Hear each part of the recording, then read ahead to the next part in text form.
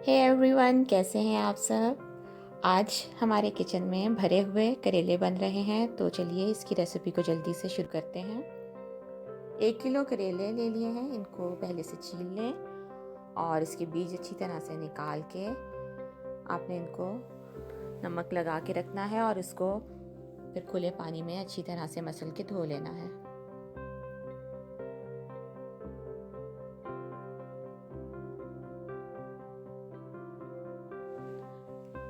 करेलों की फिलिंग की जो रेसिपी है वो पहले ही आपके साथ में एक वीडियो शेयर कर चुकी हूँ, तो हम वही मसाला इसमें अमूमन शामिल करते हैं।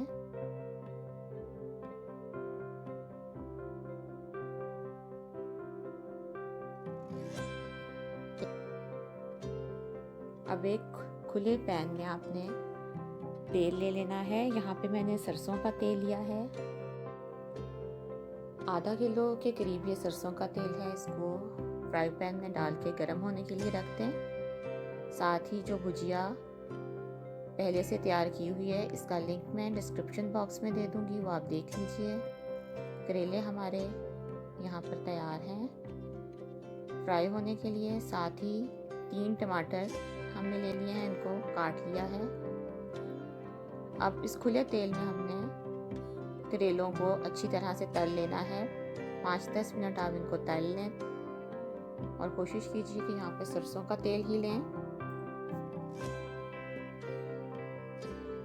ये देखिए फ्राई हो गए हैं, इनको हमने साइड पे कर दिया है। अब हम जो भुजिया हमने पहले से तैयार की थी, इन सब में हम इसको भर के एक तरफ रख देंगे।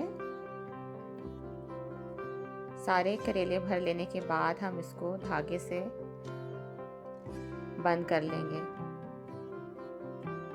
कुछ लोग यहाँ पे टूथपिक का भी इस्तेमाल करते हैं, आपकी मर्ज़ी है, जो आपको आसान लगे आप वो तरीका इस्तेमाल कीजिए। यहाँ पे मैं धागा बांध के सबको तैयार कर लूँगी ताकि हम इसको मज़ीद पका सकें।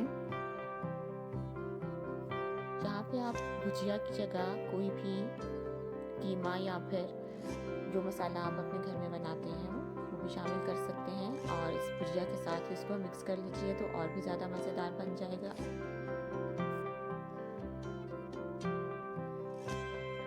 अब एक खुला बर्तन ले लीजिए और इसमें 1 कप तेल डाल लें। बर्तन आपका खुला होना चाहिए या कोई फ्राइंग पैन लीजिए ताकि जो करेले हैं वो एक दूसरे के ऊपर ना आए, अलग अलग हम इसमें रख के इनको आसानी से पका सकें। यहाँ पे तेल गरम हो जाएगा तो इसमें आपने भरे हुए करेलों को एक एक करके शामिल कर देना है।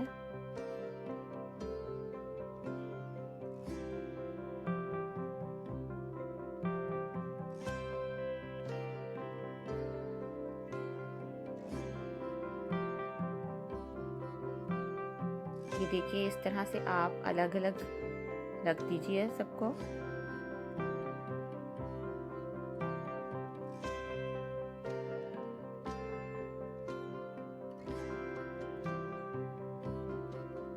यहाँ पर आंच को आप धीमा कर लीजिए। सारे करेले रखने के बाद हम इसमें पहले से कटा हुआ टमाटर शामिल कर देंगे।